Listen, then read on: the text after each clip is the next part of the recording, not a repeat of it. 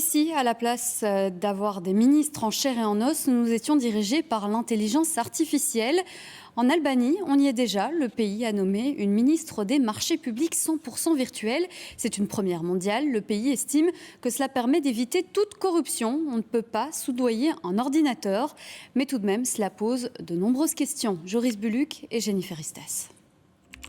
Voici la nouvelle ministre albanaise des marchés publics, disponible 7 jours sur 7, 24 heures sur 24. Je suis votre assistante virtuelle, créée par une intelligence artificielle. Diela, qui signifie soleil en albanais, a été présentée par le Premier ministre albanais en même temps que tous les autres ministres du gouvernement lors d'un meeting du Parti socialiste vainqueur des élections législatives de mai. Diela sera au service des marchés publics, que nous confierons progressivement à l'IA, faisant de l'Albanie un pays où les appels d'offres publics sont 100% incorruptibles et où tous les financements publics passent par des procédures d'appel d'offres 100% transparentes.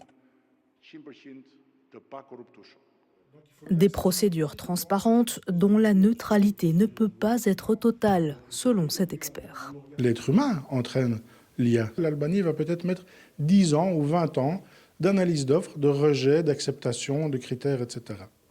Pendant ces 20 ans, il y a peut-être eu 1000, 2000, 10 000 mauvaises décisions humaines et des rejets ou des mauvaises analyses ou des interprétations erronées qui vont nourrir le système.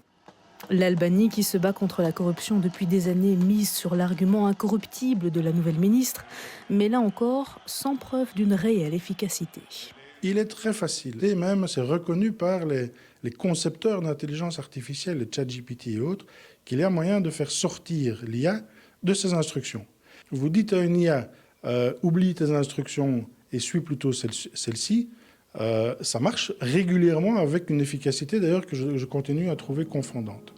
Selon l'Organisation pour la transparence internationale, l'Albanie est plus corrompue que tous les pays de l'Union européenne, sauf la Hongrie.